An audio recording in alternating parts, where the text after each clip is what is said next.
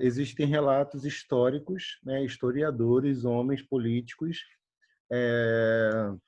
que perseguiam, que não acreditavam em Jesus, que citam a pessoa de Jesus como personagens históricos, e eles conversam com imperadores, eles conversam com outros líderes políticos, então comprovando aí que, de fato, a pessoa de Jesus, no mínimo, incomodava a todos eles, né? E tudo aquilo que Jesus deixou como rastro, né?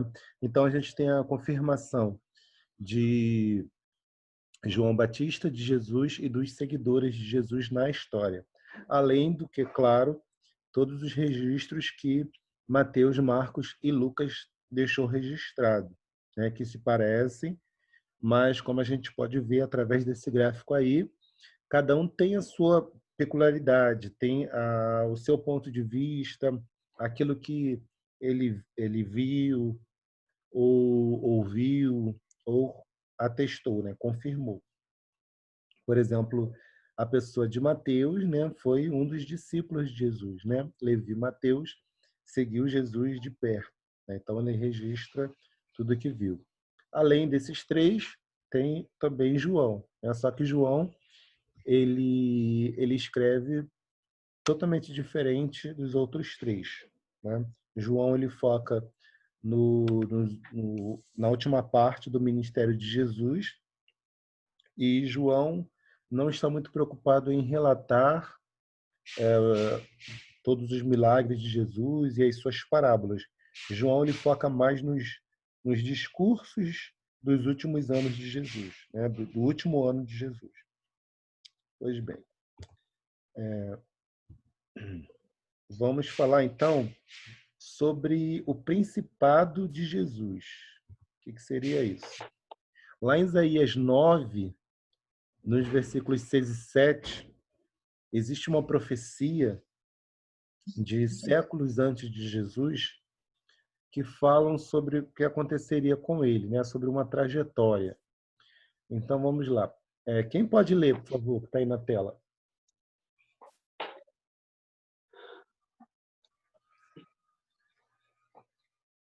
Porque um menino nos nasceu, um filho se nos deu, e o principado está sobre os seus ombros, e se chamará o seu nome, maravilhoso, conselheiro, Deus forte, Pai da eternidade, príncipe da paz. Do aumento deste principado e da paz não haverá fim, sobre o trono de Davi e no seu reino, para o firmar e o fortificar com juízo e com justiça, desde agora e para sempre. O zelo do Senhor dos Exércitos fará isto. Maravilha. Glória a Deus. Então, essa é uma profecia sobre o que aconteceria com o Messias, né? E é o que os judeus esperam, né? Um Messias que vai ser príncipe, né? Que vai ser rei. Aí diz, né? Um menino nos nasceu. É interessante que o livro de Isaías, né? Em suas profecias, muitas delas, Isaías escreve como se já tivesse acontecido, né? Isaías escreve no passado. Só que Isaías escreveu muito antes de Jesus nascer. Se a gente olhar, né, ler o livro de Isaías, a gente vai ver muita coisa ele escrevendo como se já tivesse acontecido. Para Deus já aconteceu de fato. Como nós falamos já anteriormente em outra oportunidade, Deus ele é aquele que está além do tempo, né? E para ele todas as coisas já aconteceram.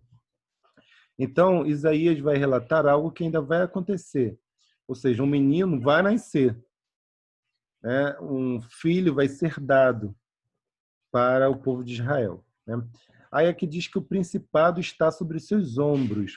Ou seja, ele tem uma patente, ele tem um direito, ele tem uma herança de ser príncipe, de reinar, de governar. E aí ele tem vários nomes. Maravilhoso conselheiro, tem gente que separa, né? Coloca maravilhoso, aí depois conselheiro, na verdade é maravilhoso conselheiro, né? É um título só. Depois Deus forte, Pai da eternidade e príncipe da paz. Aí o texto diz assim: do aumento deste principado e da paz não haverá fim. Então, seja quem for esse menino que vai nascer, esse principado ele vai ser conquistado, né? Ele vai ser aumentado e até a eternidade, não vai ter fim. Ao contrário de Davi, que começou um reino e morreu, Salomão, que começou um reino e morreu, né? Todos eles dois reinaram por 40 anos, morreram, mas sobre esse príncipe que há de vir, o seu reino não terá fim. Sobre o trono de Davi e no seu reino, para o firmar e o fortificar com juízo, com justiça, desde agora e para sempre. Vai ser uma pessoa de reinar para sempre. E aí ele conclui essa parte dizendo: o zelo do Senhor dos Exércitos fará isso. Deus zela pela sua palavra para cumprir. E vai cumprir tudo isso. Então, nós vamos meditar, já que esse principado sobre o Messias, ele aumentaria, ele vai conquistar isso. Então, a gente vai meditar sobre cada um desses títulos. E o primeiro deles é Maravilhoso Conselheiro.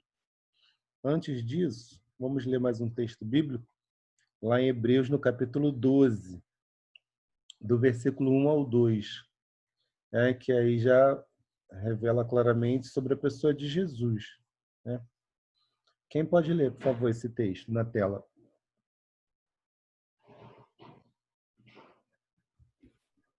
Portanto, nós também, pois que estamos rodeados de uma tão grande nuvem de testemunhas, deixamos todo o embaraço e o pecado que tão de perto nos rodeia, e corramos com a paciência a carreira que nos está proposta, olhando para Jesus, autor e consumidor da fé, o qual, pelo gozo que lhe estava proposto, suportou a cruz, desprezando a afronta, assentou-se à destra do trono de Deus. Obrigado. Então, nós vemos aí que Jesus, eu até destaquei, ele tinha uma carreira proposta, assim como nós também temos, e Jesus tinha um gozo, uma alegria que estava proposta. Então, Jesus é aquele que é o autor e consumador, ele começou e concluiu o caminho, e ele passou por esse caminho, por essa carreira, suportando a cruz, suportando a afronta, até se assentar à destra do trono de Deus. Então, até que ele conquistasse o trono de Deus, até que ele conquistasse o governo do Senhor, até que ele seja reconhecido com o direito de se assentar no trono de Deus e reinar e governar e julgar, ele teve um caminho, ele teve um caminho para ser digno, para ser digno dessa herança, digno de ser o rei, digno de representar o Senhor Deus no universo. Então, vamos falar primeiro do maravilhoso conselheiro. Então, para que Jesus ele fosse considerado rei, rei de Israel, rei do mundo e um rei eterno, ele precisava ser conselheiro, E não somente um conselheiro, mas ele precisava ser um maravilhoso conselheiro. Geralmente os reis antigos, eles precisavam de vários homens à sua volta para aconselhá-lo. A gente vê, por exemplo, o rei Assuero, lá no livro de Esther, ele cercado de vários homens para aconselhá-lo, e ele seguia os conselhos daqueles homens. A gente vê o próprio faraó, que ele vai dar ouvido ao conselho de José.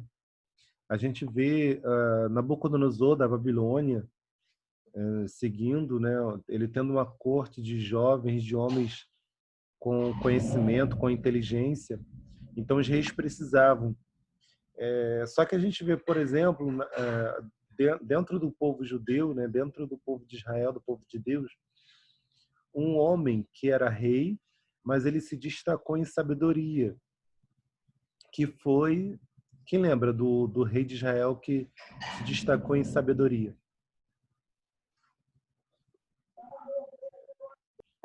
Salomão. Salomão, né? Obrigado. Salomão, ele foi um rei que ele escreveu muito, de fato, ele estudou, escreveu muito sobre muitas coisas, seja sobre engenharia, arquitetura, biologia, filosofia, né? Ele escreveu, muita gente, né? Até hoje e para sempre, né? Pega lá os provérbios de Salomão e cada frase que tem ali são riquezas preciosas que foram ditas por Salomão. Salomão, ele quando julgava, todos ficavam perplexos, porque não conseguiam acompanhar o seu raciocínio. O primeiro caso, né, e o que ficou famoso, foi o caso das duas mulheres, que uma delas, à noite, mata o seu filho, né, sem querer, e pega o filho da outra, o bebê da outra, dizendo que era dela, e troca, né, os bebês. E Salomão, é claro que Salomão não ia cortar o bebê de ninguém, mas ele fala que já que as duas estão falando que o filho são das duas, então, né, corta a criança no meio. E a mãe de verdade, e a mãe que amava aquela criança, ela manifesta, né? Então entrega para outra. Ninguém nunca tinha pensado em algo do tipo, né? Salomão, ele julga as causas, né, de uma forma incrível. Então, e Jesus, ele vai dizer, né, que estava ali quem era maior do que Salomão, né? Jesus, ele começa o seu discurso, né,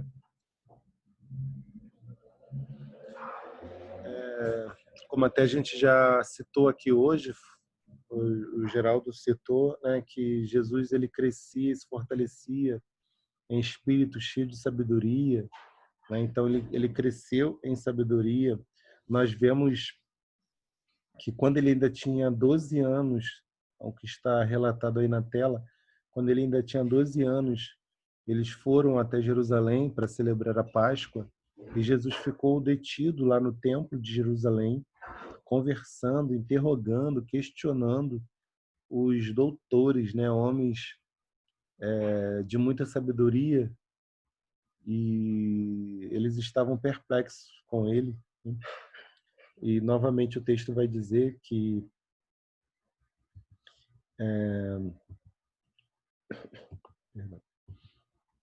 ali no final, né, que crescia Jesus em sabedoria. Ou seja, Jesus, desde que nasceu, ele cresce em sabedoria. Aos 12 anos, ele estava sentado entre os doutores, ouvindo e interrogando eles com muita inteligência. E depois dos 12 anos, o texto vai dizer que ele continuava crescendo em sabedoria. Então, se imagina, com 12 anos, Jesus já deixava os doutores da Torá, né, os homens instruídos nas escrituras sagradas, já deixavam eles doidinhos, quanto mais aos 30, né? Então a gente vai ver várias vezes os escribas, fariseus, saduceus questionando a Jesus, o próprio Pilatos, né, Herodes, vários homens, né, políticos, questionam a Jesus, e Jesus tem resposta, né? Jesus tem resposta para cada um. Ou, quando ele não quer responder, ele se abaixa, escreve na terra, ou ele se cala, mas até isso também demonstra a sua sabedoria e nos ensina, né? Então Jesus, ele de fato, ele conquistou esse título de maravilhoso conselheiro. Não foi algo que nasceu com ele, não foi algo que ele tinha por ser Deus, não, ele conquistou isso. E como é que ele conquistou isso? Como é que ele foi cheio de sabedoria? Como é que ele conseguiu interrogar os doutores da Torá? Como é que ele, ao crescer, né, ao iniciar o seu ministério, ele tinha respostas? Porque ele meditava, porque ele mergulhava nas escrituras, ele lia, ele analisava, né, ele queria conhecer, né? E isso tornou um maravilhoso conselheiro. Aqui, nesse momento, a gente cita Mateus, que a partir do capítulo 5, nos 3, 5, 6, 7, a gente vê Jesus em um de seus primeiros discursos, assim que ele inicia o seu ministério, né, o chamado Sermão do Monte, ou as Bem-aventuranças, onde Jesus ele cita, né, algo que impressiona, que marca e que nos desafia até os dias de hoje. Né? Alguém, por exemplo, pode interrogar, né? Semana passada, sábado passado, uma pessoa nos interrogou, né, sobre o que ela faria para ser feliz. Aí Jesus fala que feliz são os pobres de espírito. Feliz são os que choram. Feliz os mansos, os que têm sede e fome de justiça, os misericordiosos, limpos de coração, os pacificadores. E aí ele conclui, os que sofrem perseguição por causa da justiça. Alguém pode questionar, né? Como é que uma pessoa pode ser feliz assim, né? Chorando, né? Querendo justiça, com fome e sede de justiça. Como alguém pode ser feliz sofrendo perseguição? E é Jesus que traz, né, as respostas para a aflição da alma, né, a angústia da alma do homem, porque o homem, cada dia mais, ele procura em coisas, ele procura em momentos a sua alegria, a sua felicidade. Quando Jesus vem ensinar, né, vem demonstrar através de suas palavras, através das suas atitudes, que uma alegria passageira de fato não faz ninguém feliz. O fato de uma pessoa dar gargalhada e sorrir ao ouvir uma piada, ao ver algum tipo de entretenimento, participar de alguma coisa de entretenimento, isso não quer dizer que a pessoa é feliz. Nós temos visto cada vez mais isso, né? Humoristas, pessoas que têm fama, que têm dinheiro, que têm tudo, mas se matam, né? São infelizes, né?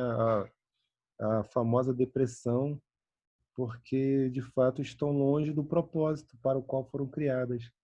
E aí Jesus vai dizer, né, que feliz de fato é aqueles que por um momento eles choram, porque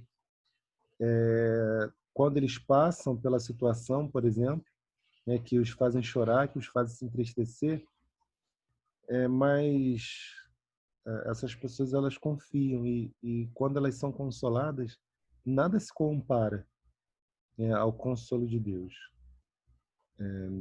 Não há nada melhor do que, por um momento, você passar por uma dificuldade, mas aquela dificuldade te elevar como ser humano, te elevar como servo de Deus, né? Te elevar como um escolhido do Senhor, porque quando você passa pela situação e você entende que aquilo ali faz parte do seu propósito e o galardão é certo nessa vida, e muito mais na eternidade, isso é maravilhoso. Então a gente vai ver, por exemplo, lá em Atos dos Apóstolos, os discípulos de Jesus e os discípulos dos discípulos, eles se alegravam pelo fato de serem participantes do sofrimento de Jesus. Então, quando eles eram presos, desculpa, quando eles eram chicoteados, eles se alegravam porque estavam estavam participando do sofrimento de Jesus.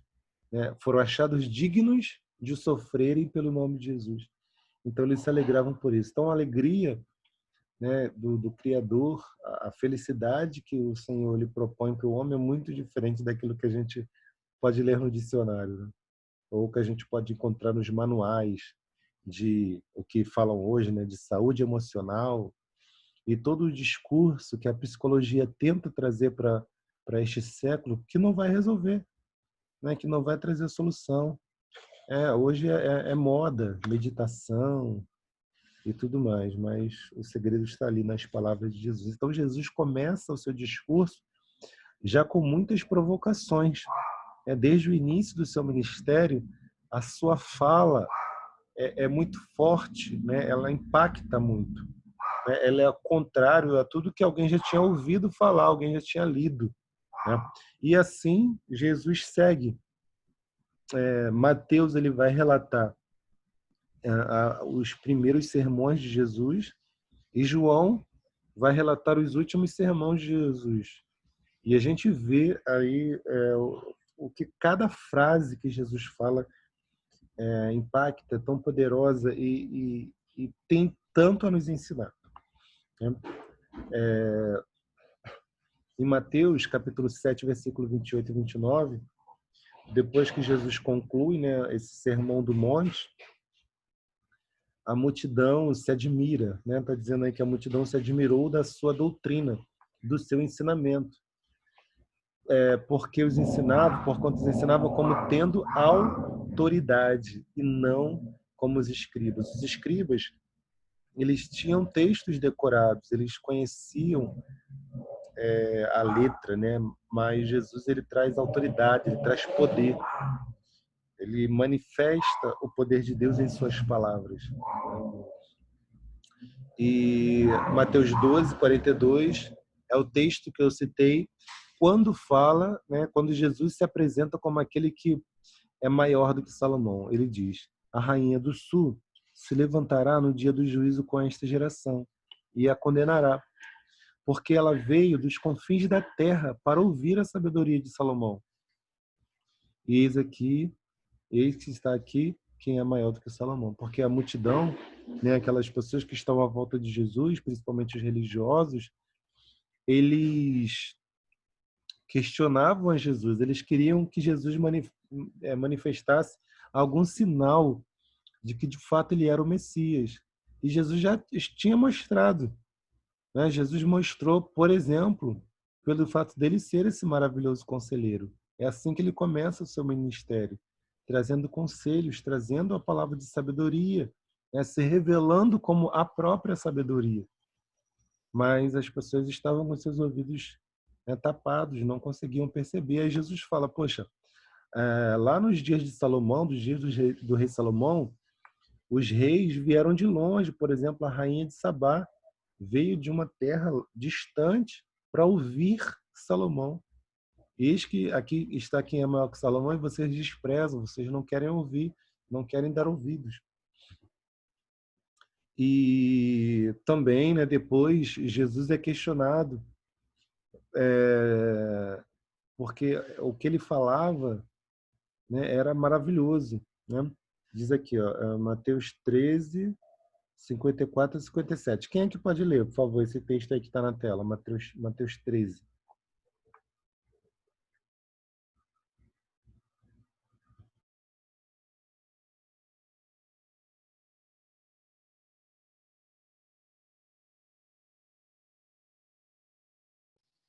Ok. E, chegando à sua pátria, ensinou na sinagoga deles, de sorte que se maravilhavam, diziam: veio a este a sabedoria e a estas maravilhas. Não é este o filho do carpinteiro? E não se chama sua Maria, seus irmãos Tiago e José e Simão e Judas? E não estão entre nós todas as suas irmãs? De onde lhe veio, pois, tudo isto? E escandalizavam-se nele. Jesus, porém, lhes disse: profeta sem honra, ser na sua pátria e na sua casa.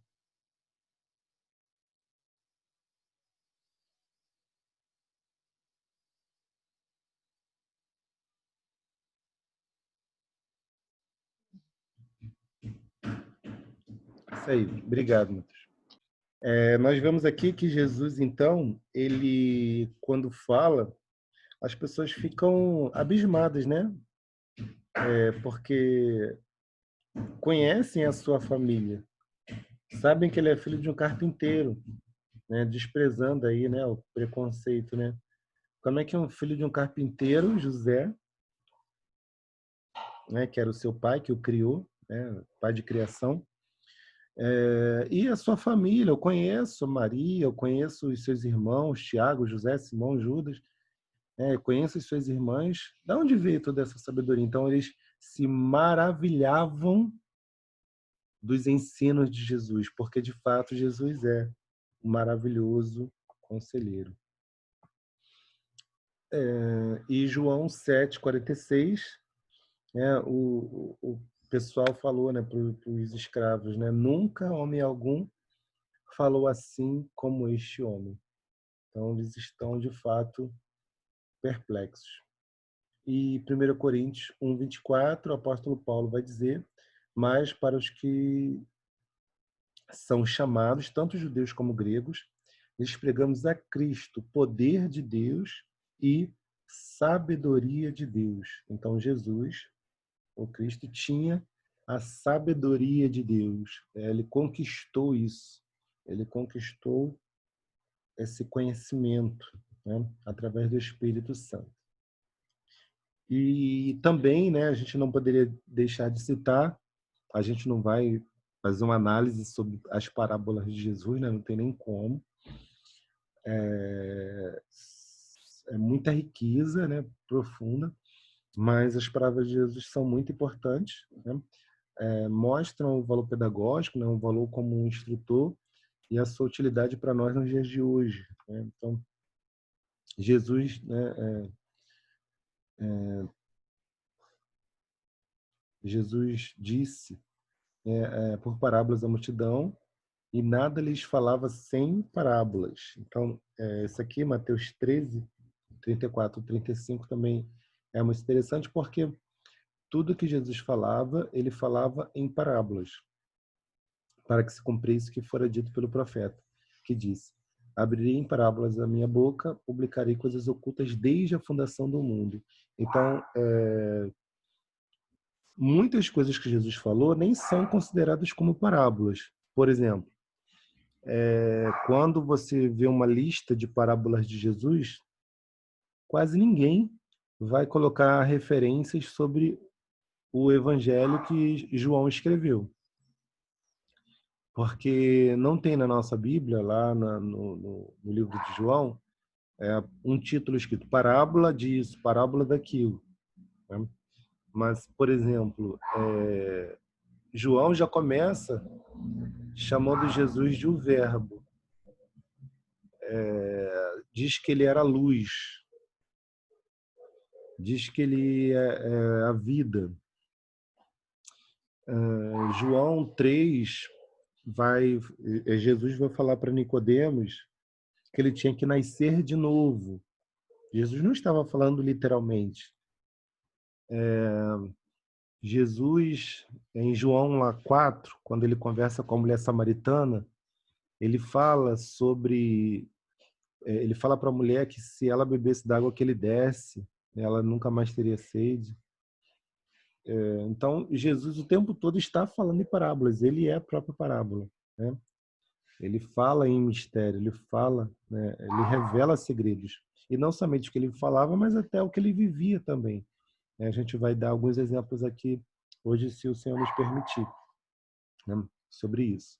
Então, de fato, a vida de Jesus era uma revelação das parábolas de Deus, né? Da linguagem, vamos dizer, né, como se fosse uma linguagem figurada que Deus registrou. E segundo esse texto aí, de Mateus 13, 34, 35, Jesus inventou parábolas, era ele que falava, inventava da sua cabeça parábolas, ou ele usa parábolas, ele revela parábolas antigas. O que vocês podem me dizer sobre isso, de acordo com esses versículos aí? Jesus inventava na hora, ou ele usa parábolas que já existiam?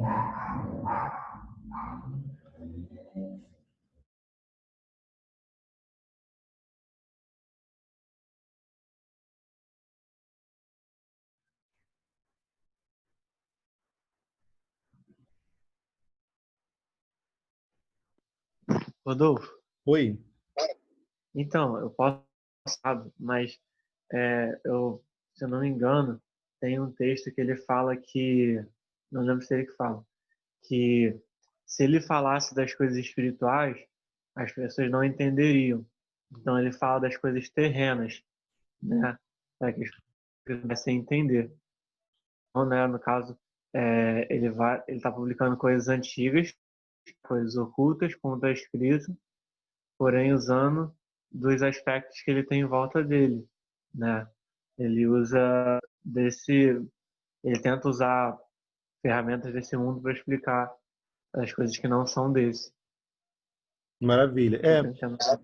Justamente, foi até bom você lembrar, Jesus falar isso para Nicodemos, João, né? É o Evangelho de João, capítulo 3, porque quando ele fala para um doutor das Escrituras, né, é necessário nascer de novo, o cara que conhecia muito ficou de bobeira com Jesus, falou, não estou entendendo.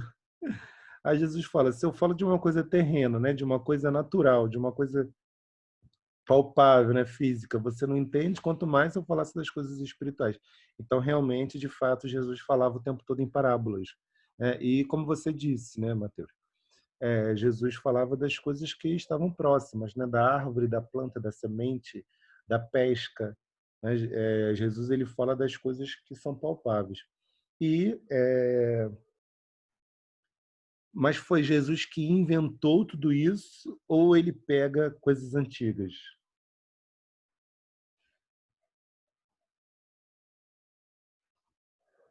Jesus inventava na hora ou ele se inspira nas parábolas que já existiam?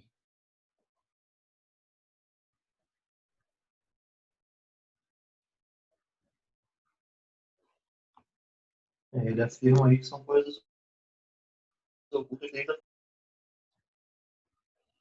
Isso.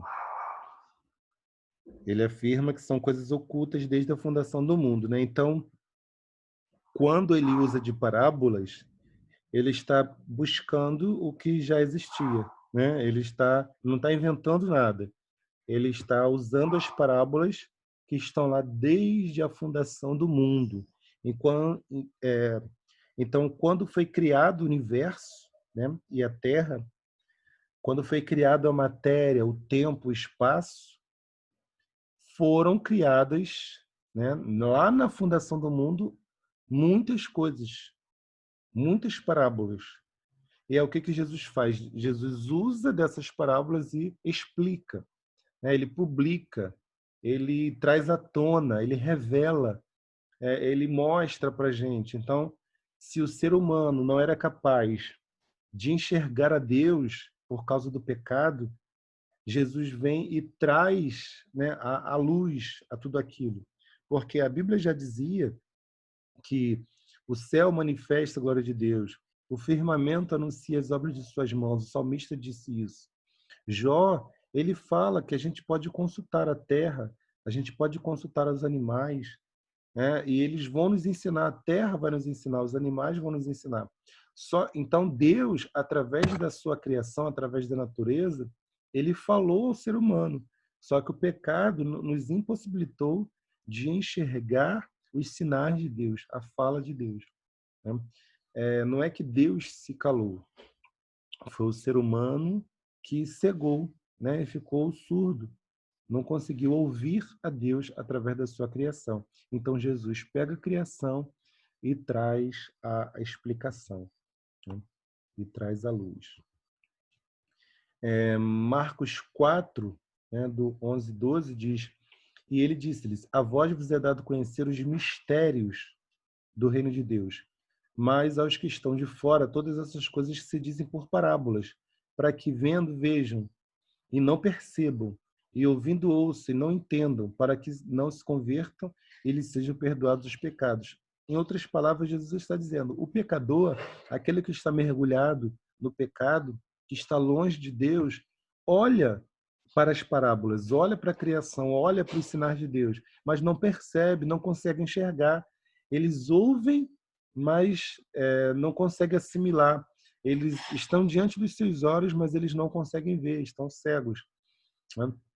Jesus é que veio ao mundo, né, se tornou um de nós como homem para trazer todas essas explicações.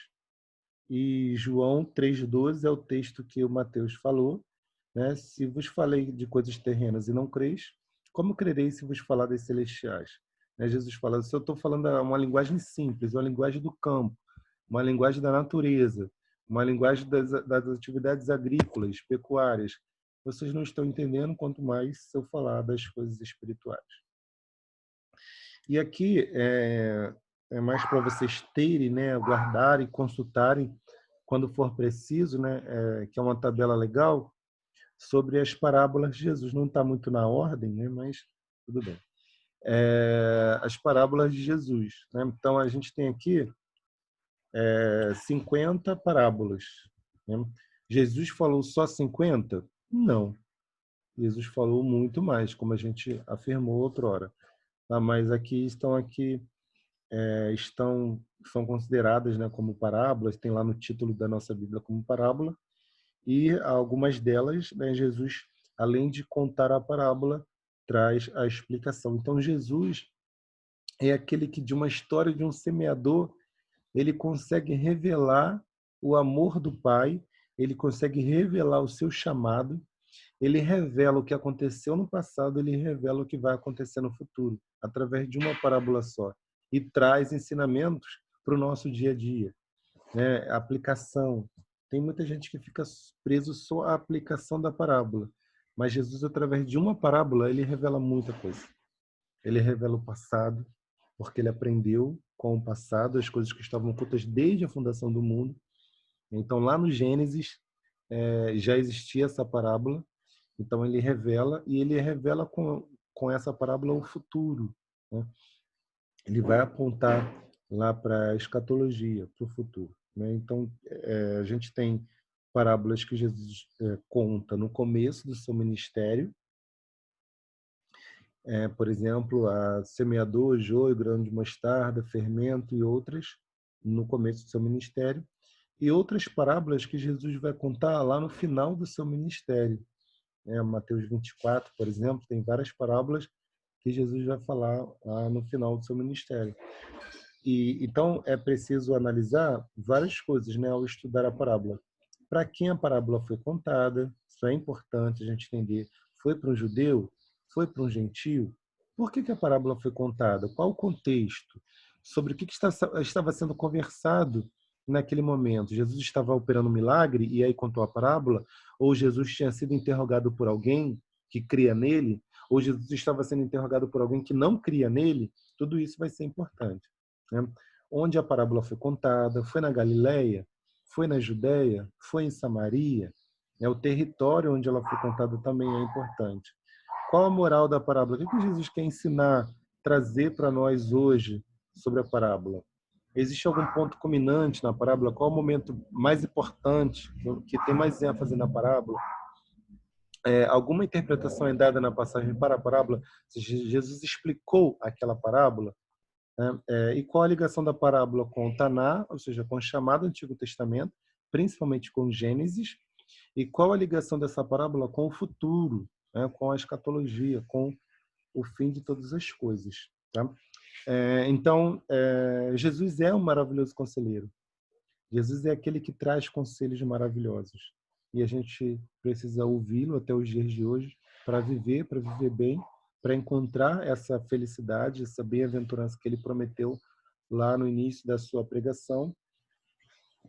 Temos falado até aqui, né, hoje sobre o Jesus histórico, o Jesus como uma personagem que é confirmada pelos registros históricos de homens que não queriam defendê-lo, pelo contrário, de homens que não criam em Jesus, mas acabam falando sobre ele. E nós temos comentado, então, sobre o principado de Jesus Cristo, né? Tudo aquilo, a carreira que ele percorreu para alcançar o reino de Deus, para alcançar o trono de Deus. E aí falamos sobre o primeiro aspecto, que é o maravilhoso conselheiro. Então, Jesus conquistou a fama de ser maravilhoso conselheiro, né? De ser aquele que tinha as palavras com autoridade, daquele que tinha, do início ao fim do seu ministério, palavras que nenhum ser humano jamais tinha mencionado, porque ele traz os segredos de Deus, ele traz as parábolas, a revelação das parábolas que Deus deixou lá desde o princípio. E o segundo ponto, depois do maravilhoso conselheiro, segundo Isaías 9, versículo 6, é o Deus forte, né? Que em hebraico é o El Gibor, né? Deus forte. El, Deus, Gibor, que é traduzido como forte, valente, guerreiro, enfim. Jesus, de fato, é Deus. Como a gente citou na semana passada, né, nas aulas anteriores, de fato é Deus. Mas aqui ele não quer conquistar, nesse momento, o título de Deus, né? Mas ele quer ser o forte de Deus, né? O valente de Deus, o guerreiro de Deus. Então, Jesus ele veio não para mostrar que ele é Deus. Não, ele não veio para comprovar, olha, eu sou Deus, eu sou Deus. Jesus ele veio a esse mundo para confirmar que ele é homem. Ele se fez homem e ele quer exaltar a Deus. E como homem, ele precisava guerrear as nossas guerras e guerrear uma guerra que já tinha sido travada desde o início da história da humanidade, né? E ele vai falar sobre isso, né? No começo do seu ministério, a gente vê a tentação de Jesus. Em Lucas, no capítulo 4, por exemplo, a tentação ela está relatada, né, em todos os evangelhos, né, nos livros do evangelho. Mas eu destaquei a de Lucas, porque Lucas ele é mais completo, vamos dizer assim, né? Lá no versículo 1 de Lucas 4, diz que Jesus foi tentado pelo diabo por 40 dias, né? 40 dias foi tentado pelo diabo. Eu até destaquei aí em negrito. O diabo não tentou Jesus só depois dos 40 dias, quando ele teve fome, tá? O diabo tentou Jesus durante aquele tempo. O texto diz que Jesus, quando ele é batizado nas águas e ele recebe a unção do Espírito Santo, ele foi ao deserto para ser tentado pelo diabo, né? Ele foi levado pelo Espírito Santo para ser tentado. E ele foi tentado durante todo aquele tempo. E aí nós conhecemos, né, as três principais e últimas tentações do diabo, quando o diabo, provavelmente ele deve ter tentado de tudo naqueles 40 dias. Por fim, o diabo vai usar a própria Bíblia, né, a própria palavra de Deus, para tentar a Jesus. Então, o diabo tenta fazer com que Jesus transforme a pedra em pão. Depois ele fala, né, para Jesus se jogar do cenáculo do templo, porque diz a palavra, né, que os anjos o protegeriam, o segurariam. E por último, né, o diabo fala que daria a Jesus os reinos se ele se prostrasse e adorasse a ele. Pois bem, Satã ele não provoca, né, ele não tira a tentação do nada. Ele provoca a tentação de acordo com os nossos desejos, né? Então Jesus, de fato, estava com fome. Então o diabo usa dessa fome para provocá-lo. De fato, Jesus veio para revelar a glória do Pai. Então o diabo usa disso para quê? Se joga lá do pináculo do templo e aí você vai flutuar e todos vão crer em ti. Olha que maravilha. Jesus queria que todos crescem nele, mas essa não era a forma correta, né? Seria um atalho, né? Seria uma forma mais fácil das pessoas crerem em Jesus, mas Jesus rejeita isso. E por último, o diabo ele sabe, né, que Jesus, como Filho de Deus, ele vai reinar sobre o mundo. Essa é a proposta. Jesus, o desejo de Jesus era estabelecer o reino de Deus sobre a terra, e ele seria o rei. O principado estava sobre os seus ombros. Ele tinha uma carreira, né? E o final dessa carreira era se assentar sobre o trono de Deus, reinar sobre tudo. Então o diabo oferece, faz essa proposta, ele tenta Jesus no seu desejo. Mas Jesus, né, não quer atalho. Jesus ele não quer, né, as coisas de uma forma fácil. Como diz, né, o velho ditado, o que vem fácil vai fácil. Jesus ele não aceita a provocação de Satã e Jesus usa as próprias escrituras para repreendê-lo, né, nessas três vezes que que o diabo tenta Jesus. E lá no finalzinho, lá no versículo 13, diz, né, acabando o diabo toda a tentação, ausentou-se dele por algum tempo. Então, Satã não se ausentou dele para sempre, né? Foi só por algum tempo. Sendo assim, a tentação não acabou por aí. Jesus vai ser provocado por Satã em diversas outras oportunidades durante todo o seu ministério, né? E até o fim, né? Até lá na cruz, enquanto ele está na cruz, Jesus é provocado, né? Se tu és o Filho de Deus, desce da cruz, salvou a tantos, salva-te a ti mesmo.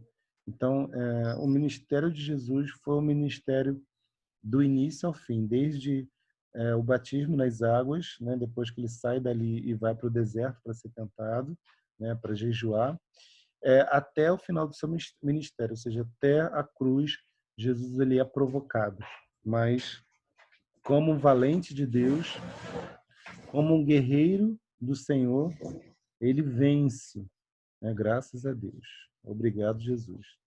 Né, Jesus venceu. E aí o Apocalipse, no capítulo 3, versículo 21, Jesus ele declara, né, ao que vencer, lhe considerei que se assente comigo no meu trono. Olha que promessa maravilhosa. Porque ele venceu e ele chama a cada um de nós para seguirmos a nossa carreira também, irmos até o final e vencer. Aí ele diz, assim como eu venci e me assentei com meu Pai no seu trono. Então ele conquistou o trono do Pai. Aí ele seguiu essa carreira e ele falou, eu venci. Então nós podemos vencer também, através dele. Apocalipse 5:5 diz, né, e disse-me um dos anciãos, não chore, eis aqui o leão da tribo de Judá, a raiz de Davi que venceu para abrir o livro e desatar os seus 7 selos. Então, quando Jesus, ele lá na cruz, né, ele vence, né, do início do seu ministério até o final, ele vence. Agora, por ele ter vencido, ele consegue se aproximar do trono de Deus. E lá no trono de Deus, por ele ter vencido, ele consegue abrir o livro e desatar os seus 7 selos. Os selos que estão revelados no Apocalipse. João, no capítulo 16, versículo 33, também Jesus declara isso, né? Tenho-vos dito isto, para que em mim tenhais paz. No mundo tereis aflições, mas tende bom ânimo. Aí aqui ele vai dizer, eu venci o mundo. Então Jesus, o que Jesus venceu, né? Então esse versículo aqui, a princípio, ele venceu o mundo. Quando esse texto diz que Jesus venceu o mundo, quando ele afirma que ele venceu o mundo, o que seria esse vencer o mundo? Alguém poderia me ajudar? O que seria Jesus ter vencido o mundo? O mundo inteiro levantou uma guerra contra Jesus, eles batalharam, Jesus venceu. O que seria isso? Jesus vencer o mundo. Acho que ele estava falando do reino do maligno. Mas alguém quer acrescentar alguma coisa?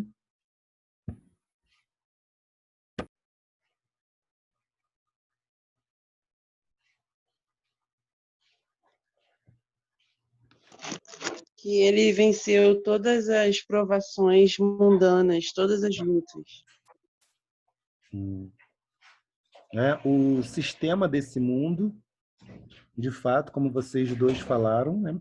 O sistema desse mundo, as provocações mundanas, esse mundo aí não é o planeta Terra, né? Mas o sistema que rege o planeta, né? As provocações, as tentações, Jesus ele vence, né? Jesus não se deixa dominar pelas propostas deste mundo. Ele mesmo vai dizer, quando está diante dos soldados romanos, que se ele quisesse, ele oraria ao Pai, e o Pai enviaria 12 legiões de anjos e guerreariam. Mas Jesus não está preocupado em vencer, né, o mundo na questão política, né? Mas Jesus vence o sistema que está atrás da política, né, que rege a política. E aqui em Lucas 11, Jesus também vai falar sobre quem ele venceu. Aqui o contexto de Lucas 11 é o seguinte: Jesus ele é acusado, né? Jesus ele expulsa demônios e aí os religiosos, né, os líderes religiosos vão dizer que Jesus tinha expulsado o demônio por Beelzebul, né, pelo príncipe dos demônios. Então, aí Jesus vai falar, né? Mas se eu expulso os demônios pelo dedo de Deus, certamente a voz é chegar do reino de Deus. Aí ele vai trazer, né, uma parábola aqui do valente, dos dois valentes, né? Quando o valente guarda armado a sua casa, em segurança, está tudo quanto tem. Mas, sobrevindo outro mais valente do que ele, e vencendo, tira-lhe toda a sua armadura em que confiava e reparte os seus despojos. Então, Jesus ele vai falar aqui, vamos chamar de a parábola dos dois valentes. Existe um valente e existe o outro mais valente. Esse valente é o Gibor, né? Gibor, valente. No hebraico é Gibor. Então ele vai dizer que existe um que era valente e que guardava armado a sua casa em segurança. Ou seja, ele está falando do príncipe dos demônios, ele está falando de Satã. Satã era o valente, que tinha conquistado o mundo, que tinha conquistado os seres humanos e regia a terra através do seu sistema. Mas aí ele vai se chamar de outro mais valente. Então Jesus é o outro valente, Jesus é o outro Gibor, que é mais valente do que Satã. E o que Jesus vai fazer? Ele vai vencer Satã, né?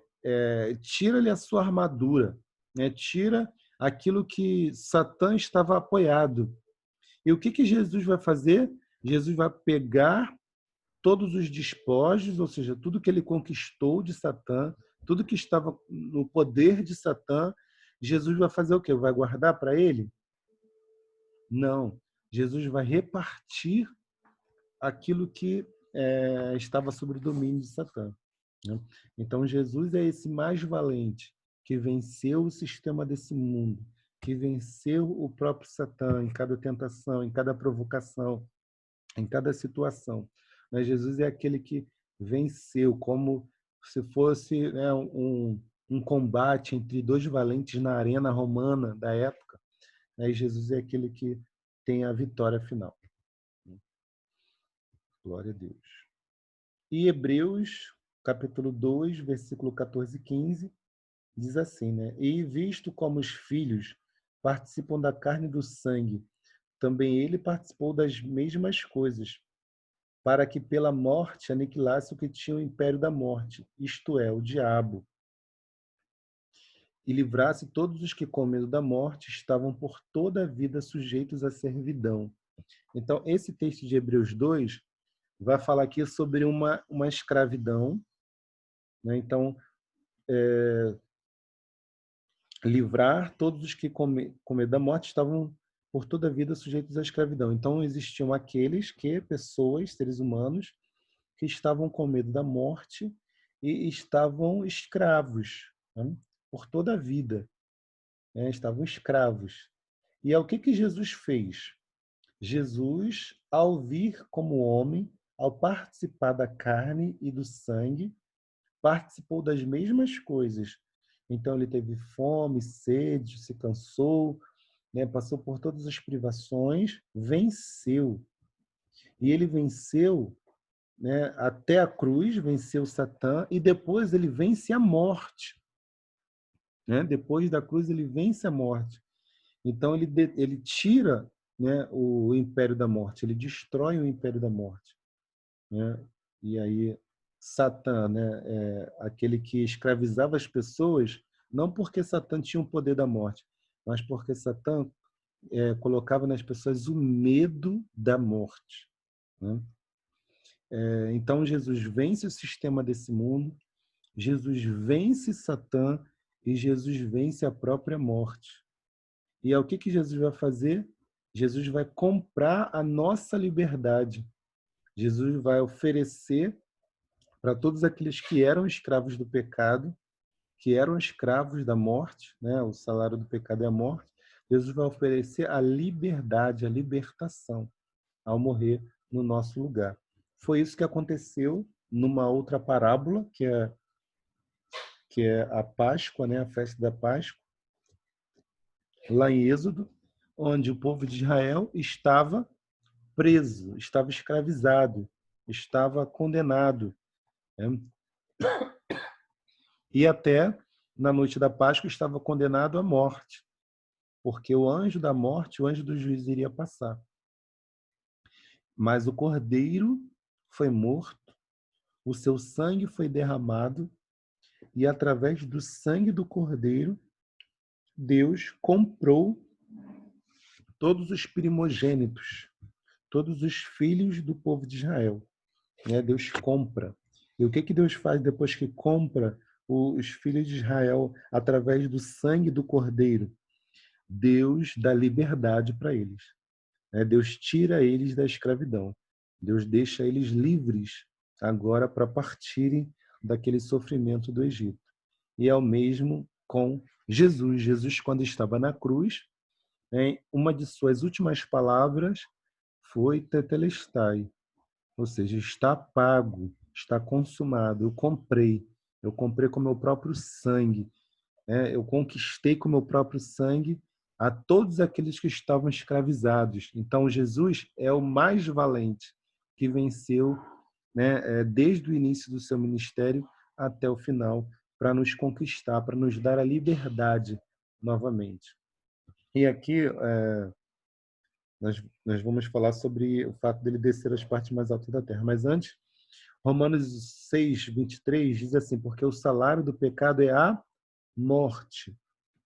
Vamos ficar só com essa parte aqui.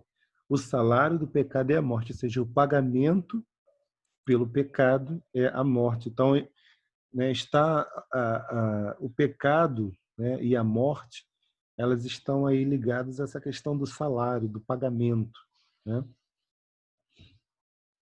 E Hebreus 4:15 diz que nós não temos um sumo sacerdote que não possa compadecer-se das nossas fraquezas. Antes, foi ele tentado em todas as coisas, em tudo ele foi tentado.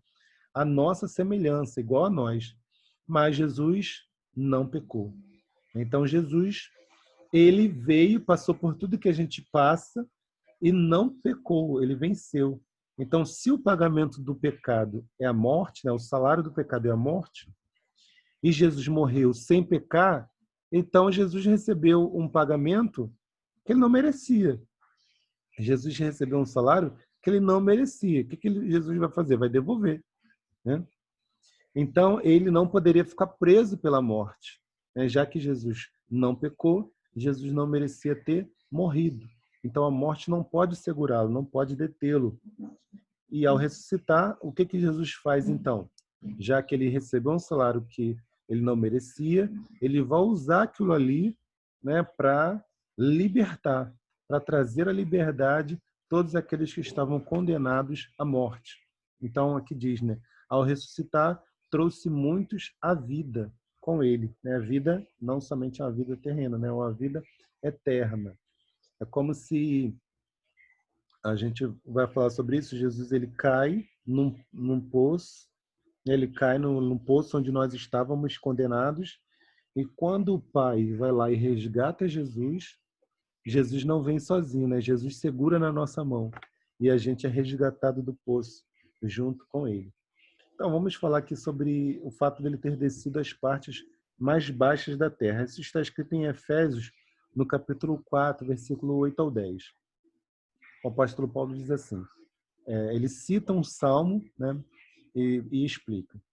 Por isso diz, subindo ao alto, levou cativo o cativeiro e deu dons aos homens. Ora, isto ele subiu, senão que também antes ele tinha descido às partes mais baixas da terra.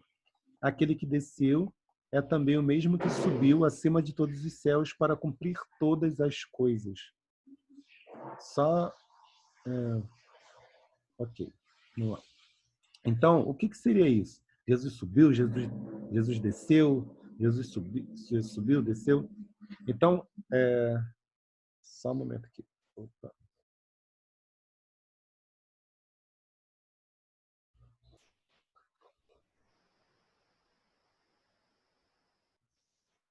Vamos lá. Jesus, ele subiu, mas antes de subir, ele desceu, né? Desceu às partes mais baixas da terra. Então, isso também é uma parábola, né? O fato de Jesus ter descido às partes mais baixas da terra. Antes dele subir ao Pai, antes de ele chegar ao trono do Pai, ele teve que descer. Então, ele desceu como homem, ele foi às partes mais baixas da terra. Não sei se dá para ver claramente esse gráfico, nessa imagem, mas, por exemplo, vocês conseguem ver essa linha pontilhada, escrito 0 ali na esquerda, vermelha? Todos conseguem ver essa linha pontilhada vermelha? Pontilhada não, tracejada, né?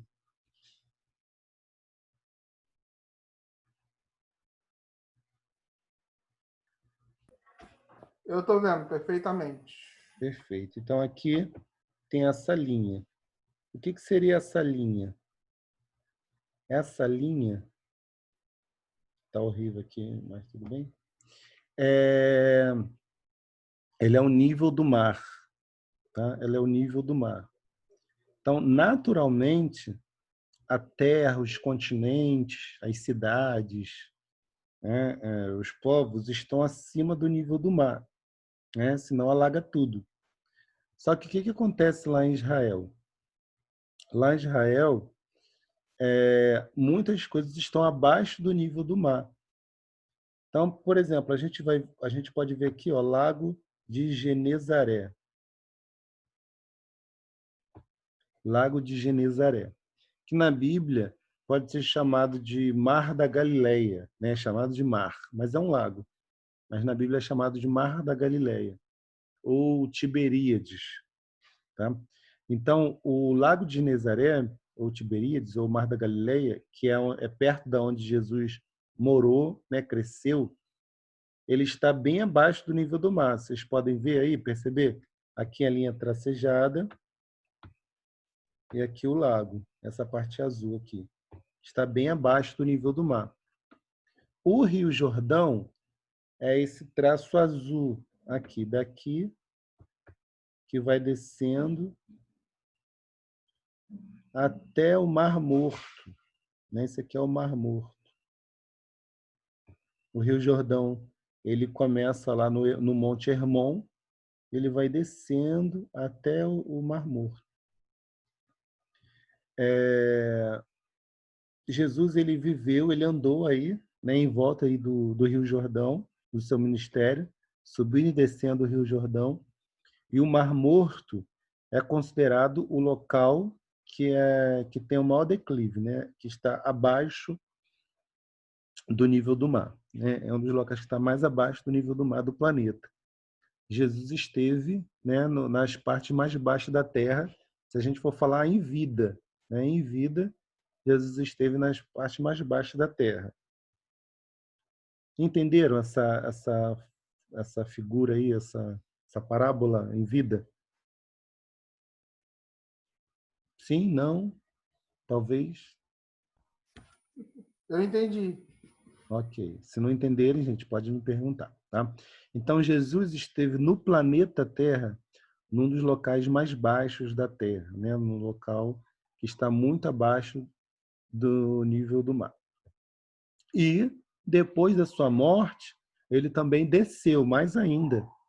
Né? Porque o sepulcro, né? A sepultura, o sepulcro em si, ele simboliza o fato de Jesus estar abaixo da terra, né? O fato do homem descer à sepultura, né? A Bíblia fala muito disso, né? De descer à sepultura, ou seja, o seu corpo foi enterrado, o seu corpo foi sepultado. Então, ele desceu mais ainda abaixo da terra, né? Ao ser sepultado, o seu corpo ser sepultado. E é claro que o símbolo de tudo isso, né, do fato dele descer, descer, descer e descer até depois da morte, simboliza o quê? Que ele estava no local mais afastado de Deus, que ele estava no local mais afastado do Pai, mais profundo, né, ele foi. E ali ele foi resgatado, né, e ali o Pai tirou ele, né, ao ressuscitá-lo no terceiro dia, Jesus Cristo saiu daquele lugar mais profundo, né? E aí o que o texto de Efésios vai dizer, né? Lá, vamos ler novamente. Por isso diz: subindo ao alto, levou cativo o cativeiro. Então, já que ele estava na sua morte, ele estava no lugar mais baixo, né? Ele estava no lugar mais profundo. Quando ele sobe, quando ele sai da morte, ele não vai sozinho. Oi?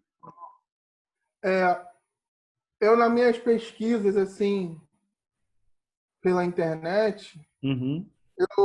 eu já vi uma teoria de que nesses 3 dias que Jesus ficou morto, ele não estava descansando, mas que ele foi ao inferno buscar a alma de justos, que quando ele ressuscitou, essas almas foram das pessoas que ressuscitaram junto com ele. Não, na verdade, assim, nas Escrituras, ninguém ressuscitou junto com Jesus, né, pelas Escrituras.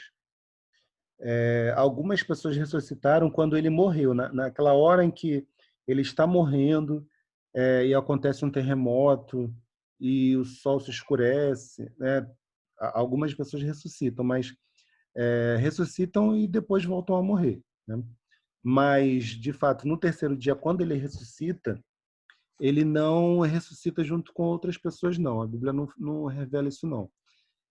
Isso tudo aqui que a gente está comentando é uma simbologia, tá? Que quando ele ressuscita, ele conquista o direito. Ele conquista o direito agora de ressuscitar quem ele quiser. Mas essa ressurreição ainda não aconteceu.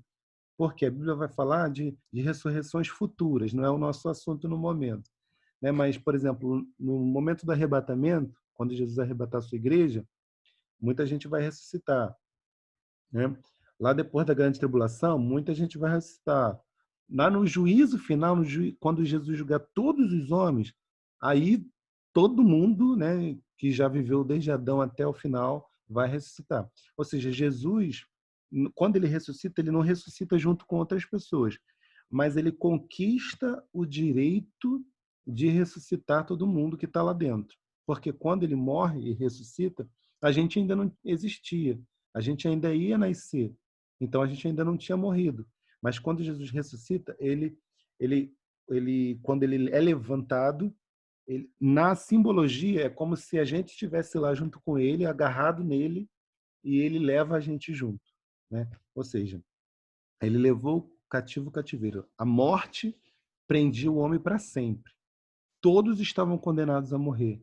Todos estavam condenados a sofrerem o juízo eterno. Mas Jesus, quando ele morre, ele vai até o sepulcro, quando ele vai até a morte, né, ao Sheol, ele conquista, ao ressuscitar, o direito de ressuscitar a todos que creem nele, todos que seguirem o seu caminho. Aí por isso que ele fala, ser fiel até a morte. Assim como eu venci, você pode vencer também. Então ele nos convida a conquistar uma trajetória de vida para poder estar com ele lá no final, tá bom? Sobre a questão dos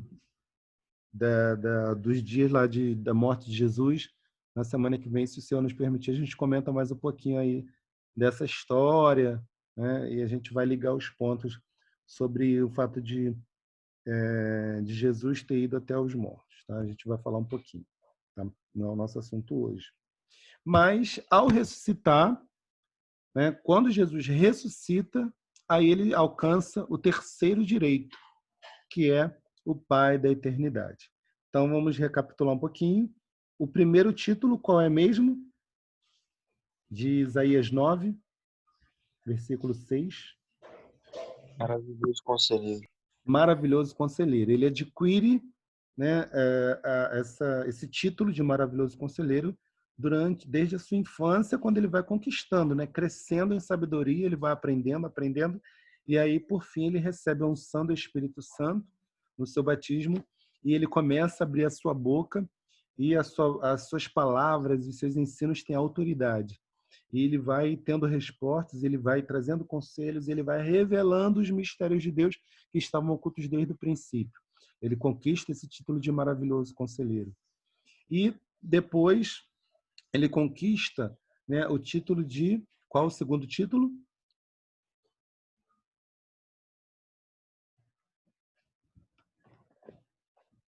O primeiro é maravilhoso conselheiro. O segundo... Deus forte. Deus forte, né? Então, ele é o valente de Deus que vai conquistar, agora que vai vencer, que vai lutar contra Satã, lá na tentação, que vai lutar contra si mesmo, contra o sistema desse mundo, que quer lhe oferecer atalhos. Ele vai lutar contra a própria morte, né? E ele vai vencer. Então, ele conquista o título, né, de El-Gibor. E, por fim, né, ao vencer a morte, ele vai conquistar um outro título, que é o Pai da Eternidade. Esse título não quer dizer que ele criou a eternidade lá no começo, não. Porque existe duas palavras para eternidade na Bíblia, né? Olam e esse Ad, né? Então, Ad é diferente de Olam, né? Da eternidade aí que a gente comentou lá sobre o El Olam, o Deus eterno. Esse Ad é um outro tipo de eternidade. Vamos lá. Ele é o pai da eternidade, né? Por isso está lá, Avi Ad. Avi é o mesmo que Abba, né? Abba pai, né? Abba pai e Ad eternidade. Então, por que Jesus é considerado o pai da eternidade, né? Ele criou a eternidade. Vamos ver em Gênesis, no capítulo 4. A gente tem alguns minutinhos, não sei se vai dar tempo. Mas em Gênesis, no capítulo 4, a gente vai ver o termo pai sendo proposto não necessariamente para quem criou algo, para quem inventou. Gênesis, no capítulo 4, versículo 20. Quem achar pode ler, por favor.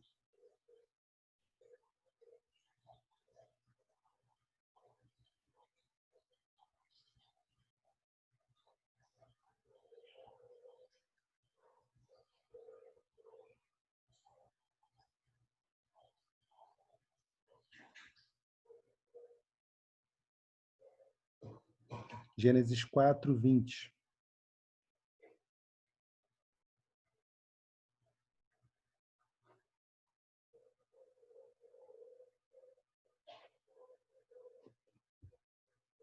Alguém vai ler? Alguém está com a Bíblia aí?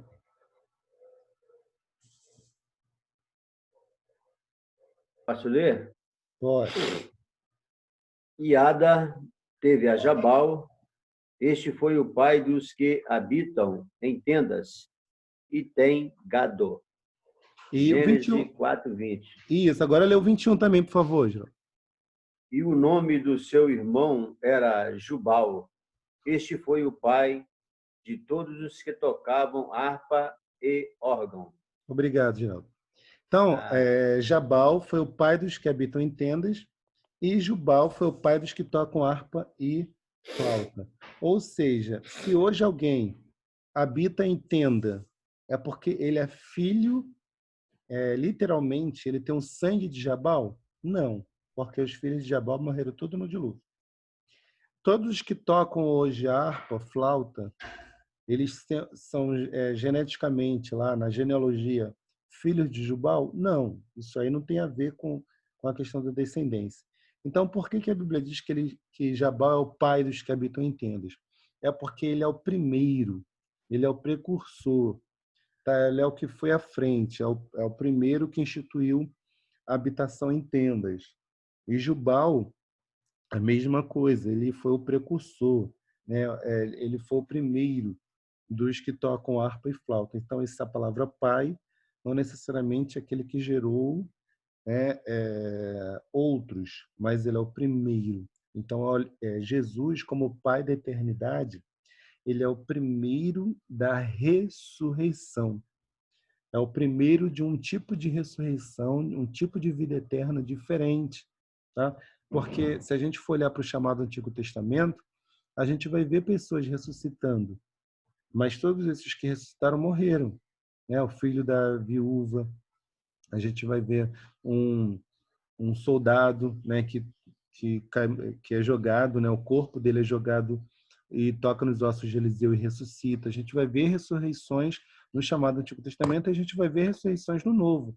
Lázaro, o filho da viúva de Naim, a gente vai ver várias ressurreições. Tabita. Mas todos eles voltaram a morrer. Jesus é o primeiro daqueles que ressuscita para não mais morrer. Ele é o primeiro daqueles que recebem nesse corpo, num corpo restaurado, a vida eterna.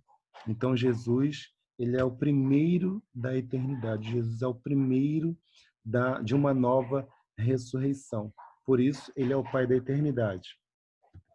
Deixa eu ver aqui. A gente tem, né, os testemunhos de que Jesus ressuscitou. Nas Escrituras, a gente vai ver várias pessoas testemunhando que ele, de fato, ressuscitou. Por exemplo, em Mateus 28, nós vemos o relato das mulheres que foram até o sepulcro para poder, né, colocar perfumes no corpo de Jesus, mas o anjo diz, ele não está aqui. Quem vocês procuram dentre os mortos está vivo. E aqui, Mateus 28 vai relatar, né, que algumas, né, viram Jesus, né? Alguma dessas mulheres, quando estavam indo para contar para os discípulos que Jesus tinha ressuscitado, elas mesmas viram a pessoa do Senhor Jesus. E em Marcos também, 16:9, vai dizer que uma delas, particularmente, ela não vai com as outras, ela fica ali no sepulcro, no jardim, e ela também vê Jesus ressuscitar. Nós estamos comentando agora sobre o Pai da eternidade. Jesus recebe esse novo título, conquista mais um título, como Pai da eternidade, como primeiro da ressurreição. E nós estamos citando aqui algumas testemunhas da ressurreição de Jesus. A gente cita as mulheres. As mulheres foram as primeiras que viram Jesus. Algumas, quando chegaram no sepulcro, viram um anjo. O anjo falou que Jesus não estava mais ali, que ele havia ressuscitado. E elas tinham que contar para os discípulos. Enquanto elas estão indo, uma delas, Maria Madalena, fica e ela tem um encontro com Jesus. Ela até acha que Jesus é o jardineiro, mas Jesus, quando a chama pelo nome, ela reconhece que é Jesus. Enquanto isso, as outras mulheres vão até os discípulos, comentam o que aconteceu, e alguns discípulos vão ir lá conferir. Pedro e João vão lá conferir para ver se de fato Jesus tinha ressuscitado. Enquanto isso, 2 discípulos no caminho de Emaús, eles também têm um encontro com Jesus. Jesus se apresenta para eles. Eles não percebem que era Jesus. Jesus conversa com eles durante todo o caminho. Jesus se revela de maneira magnífica, falando de Gênesis até Malaquias, vamos dizer assim, na nossa ordem. Jesus se revela em todas as Escrituras que ele precisava morrer e ressuscitar ao terceiro dia. E, por fim, como Pedro e João tinham ido lá no sepulcro, não encontrado Jesus, depois eles vão encontrar com Jesus, os discípulos, no cenáculo. Jesus se apresenta, fala, dá lá cumprimento com o Shalom, a paz seja convosco, e Jesus sopra neles o Espírito, enche eles do Espírito Santo naquele momento, come com eles peixe, favo de mel, para provar que ele tinha ressuscitado.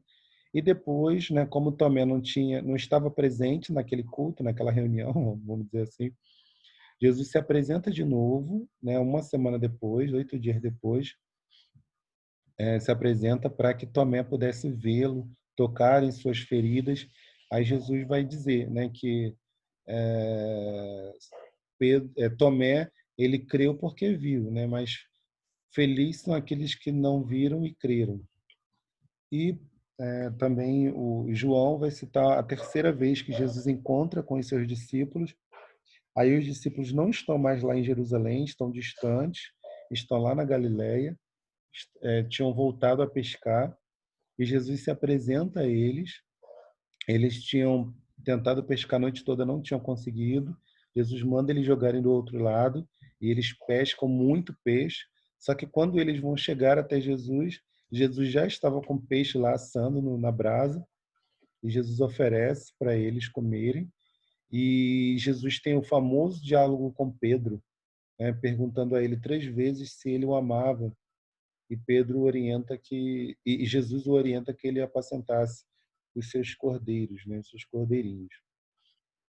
E por fim, né, Jesus ele lá na Galileia, ele sobe, se apresenta no monte, né, se apresenta a uma grande multidão, e depois ele sobe aos céus. Em 1 Coríntios 15, também o apóstolo Paulo vai falar sobre algumas aparições de Jesus que os livros do Evangelho não relatam. Por exemplo, o apóstolo Paulo diz que Jesus apareceu para Tiago, para o seu irmão Tiago. Tá? Antes de aparecer para os apóstolos, Jesus tinha aparecido para Tiago. E Paulo dá a quantidade de pessoas que o viram, né? 500 irmãos, mais de 500 irmãos viram a Jesus ressuscitado, em situações diferentes, com emoções diferentes, com propósitos diferentes. Então, alguns foram até Jesus, como as mulheres, né, queriam ver o sepulcro, achando que ele estava morto. Já Pedro e João vão até o sepulcro porque ouviram que ele tinha ressuscitado. Jesus vai ao caminho de Emaús porque aqueles discípulos já tinham desistido de tudo, estavam indo para uma cidade distante. Jesus se apresenta na praia, se apresenta dentro de uma casa. Então, em situações diferentes, alguns discípulos creram, mesmo sem terem visto Jesus ressuscitado, eles creram. Outros precisaram crer, outros precisaram ver, quer dizer, outros precisaram tocar nele. Jesus comeu com eles, enfim. Então, de diversas formas diferentes, Jesus se apresentou para que eles pudessem ser testemunhas, e eles testemunharam até a morte, né? Uma boa parte deles morreram por isso, né? Por terem afirmado que viram Jesus ressuscitado. E Jesus é aquele que ele, durante o seu ministério, ele promete dar a vida eterna, né? Ele promete ser aquele que abriria o caminho para a vida eterna. Então, em Marcos 19, 28, por exemplo, diz que aquele que deixar casa, irmão, irmã, pai, mãe, mulher, filhos, terrenos, né, por amor a ele, receberia 100 vezes mais e herdaria a vida eterna. Então, Jesus quer dar a vida eterna. João 3,15 diz, aquele que nele crê, não pereça, mas tenha a vida eterna. João 3,16 também diz, aquele que nele crê, não pereça, mas tenha a vida eterna. Essa é a vida que Jesus quer dar. João 3,36, né? Também a mesma coisa. Jesus diz que aquele que crê no Filho tem a vida eterna. João 4,14, aquele que beber da água que Jesus desce, né, nunca teria sede, porque a água que ele desce faria nele uma fonte de água que salte para a vida eterna. É a conversa de Jesus com a mulher samaritana, onde Jesus promete que aquele que beber da água que Jesus dá, dentro dele, né, surge uma fonte de vida eterna. João 5,24, aquele que crê naquele que o enviou, né, aquele que crê no Pai, também tem a vida eterna. E João 6,40, né? Aquele que vê o Filho, crê nele, tem a vida eterna. E aí Jesus promete, eu o ressuscitarei no último dia. Então Jesus, esses versículos e vários outros Jesus promete que daria a vida eterna, mas ele teria que passar por um processo para isso, né? A gente pode ver lá em Êxodo 17, por exemplo, um texto onde Jesus se identifica porque o povo de Israel tinha saído do Egito, o povo de Israel estava no deserto e eles estavam com sede, né, com muita sede, ao ponto de eles acharam que iriam morrer de sede.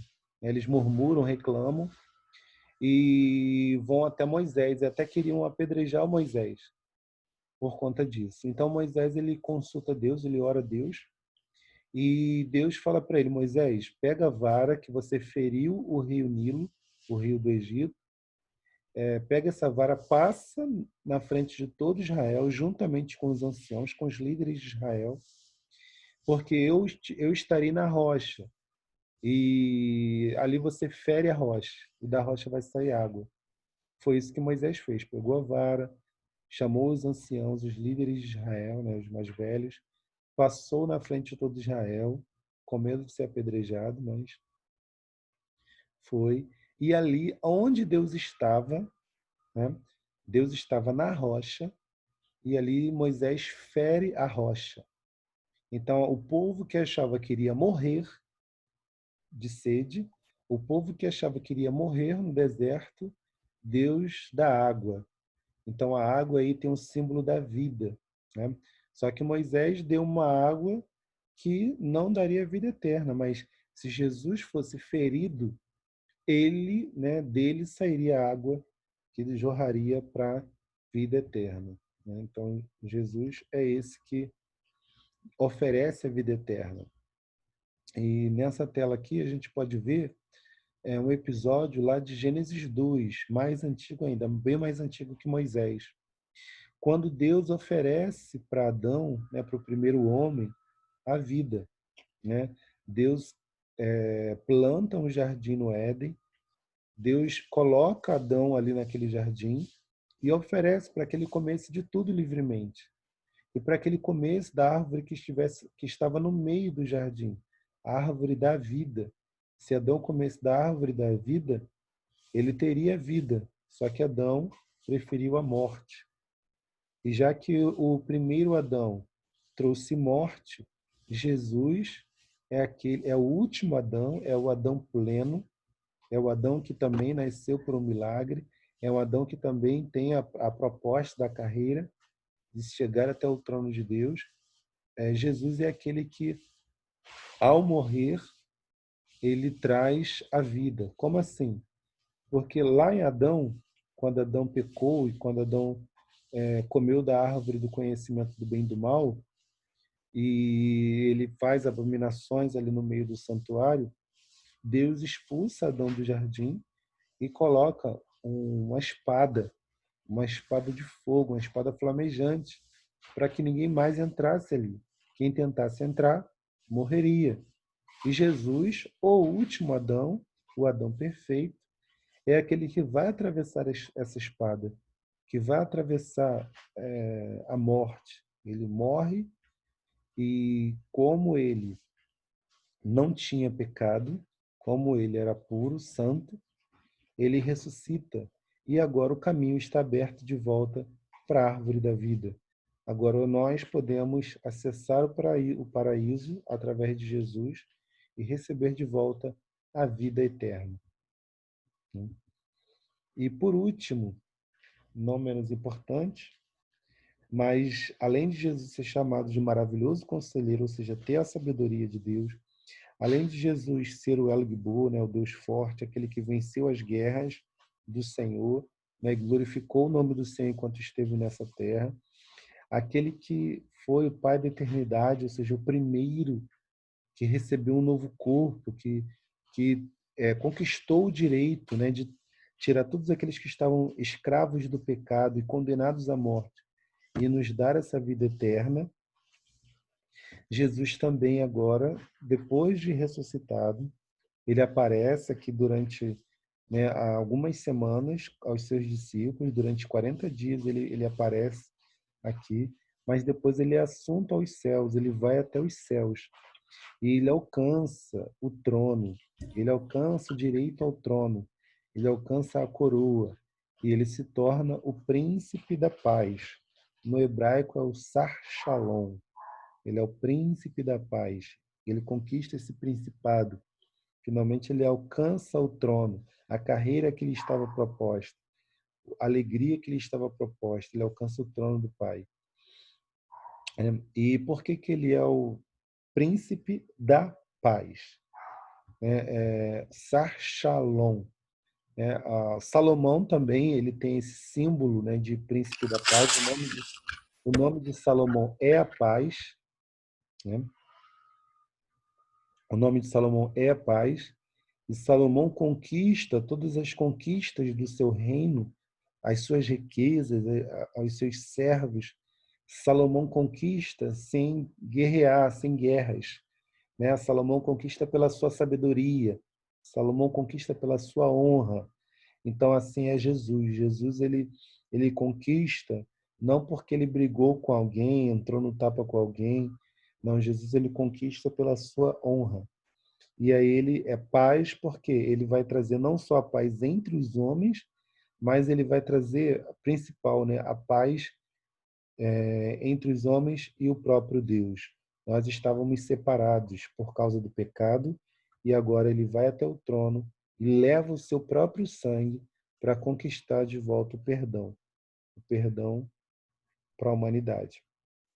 E aí o apóstolo Paulo chama isso de o ministério da reconciliação. Segundo Coríntios 5, 18 ao 19, diz aí, né? E tudo isso provém de Deus, que nos reconciliou consigo mesmo por Jesus Cristo. Então, Deus e nós, a humanidade, estávamos separados, mas Deus, por Jesus, reconciliou-nos com Ele. E nos deu o ministério da reconciliação, ou seja, nós continuamos esse ministério de Jesus para trazer reconciliação daquele que está longe, daquele que está perdido para Deus. Isto é, Deus estava em Cristo reconciliando consigo o mundo, não lhes imputando os seus pecados, e pôs em nós a palavra da reconciliação. Então, nós hoje temos o poder de levar homens de volta para Deus. Em Efésios, no capítulo 2, do 12 ao 18, diz que estáveis sem Cristo, né? Aqueles que são chamados de gentios, que não fazem parte do povo de Israel, estavam sem o Messias, sem Cristo, separados da comunidade de Israel, estranhos às alianças da promessa, não tendo esperança e sem Deus no mundo. Então, por nós não termos acesso ao povo de Israel, nós não conhecíamos as alianças, nós não conhecíamos a esperança, nós não tínhamos o Deus de Israel, o Deus criador dos céus e da terra. Mas o apóstolo Paulo vai dizer, agora em Cristo Jesus, vós que antes estáveis longe, já pelo sangue de Cristo chegastes perto, porque ele é a nossa paz. Então Jesus é aquele que traz a paz, que reconcilia-nos com Deus, Pai. O qual de ambos os povos fez um, ou seja, agora não tem mais gentios, não tem mais Israel, agora são um povo só, a igreja de Jesus. E derrubando a parede de separação que estava no meio, havia um muro, havia uma separação, né, como no templo, né, haviam vários muros separando os gentios dos judeus. Agora não tem mais muro de separação. Na sua carne, ou seja, quando Jesus se fez homem, ele desfez essa inimizade, ele fez a paz e pela cruz reconciliou ambos com Deus em um corpo, matando com elas a inimizade, as inimizades. E vindo ele evangelizou a paz. Né? Essa é a proposta do evangelho, né? A paz. A vós que estavais longe e aos que estavam perto, porque por ele ambos temos acesso ao Pai em um mesmo Espírito. Jesus se fez um corpo para que através do Espírito a gente pudesse, junto com Israel, acessar a presença de Deus. E esse deve ser o nosso evangelho, né? O evangelho da paz. O evangelho que promulga, né? Que que prega a paz do Senhor. Romanos 11, do 1 ao 15, digo, pois, porventura rejeitou Deus o seu povo? De modo nenhum, o apóstolo Paulo vai dizer, Deus não rejeitou Israel, Deus não rejeitou o seu povo. O que Israel buscava não alcançou, mas os eleitos o alcançaram e os outros foram endurecidos. Então, a igreja alcançou o que o povo de Israel não alcançou. O povo de Israel ficou endurecido, ficou com seu coração fechado. Aí, continuando, diz, e se a sua queda, ou seja, a queda de Israel, é a riqueza do mundo, ou seja, por Israel ter rejeitado o Messias, por Israel ter entregue o Messias à morte, o mundo foi enriquecido. E se a sua diminuição, ou seja, a diminuição de Israel, é a riqueza dos gentios, quanto mais a sua plenitude, quando Israel alcançar a sua plenitude. Porque se a sua rejeição é a reconciliação do mundo, quanto mais a sua admissão, senão a vida dentre os mortos. Então, o povo de Israel é muito relevante, é muito importante na história da humanidade. Eles fizeram parte de todo do histórico, de toda a história de Deus. Mas, no momento mais importante de abraçar o Messias, eles o rejeitaram. Mas isso fez com que os gentios, os que estavam longe de Jerusalém, do santuário, esses alcançaram a Deus através da pessoa de Jesus. E Romanos 5, também vai falar sobre a reconciliação. Basicamente o mesmo. Vamos lá. Porque se nós, sendo inimigos, então nós, por causa do pecado, nós éramos inimigos de Deus, fomos reconciliados com Deus pela morte do seu Filho. Muito mais, tendo sido já reconciliados, seremos salvos pela sua vida. E não somente isso, mas também nos gloriamos em Deus, por nosso Senhor Jesus Cristo, pelo qual agora alcançamos a reconciliação. Portanto, como por um homem entrou o pecado no mundo, e pelo pecado a morte, assim também a morte passou a todos os homens, por isso que todos pecaram. Aí vai dizer, porque até a lei, a Torá, estava o pecado no mundo, mas o pecado não é imputado, não havendo a lei, a Torá.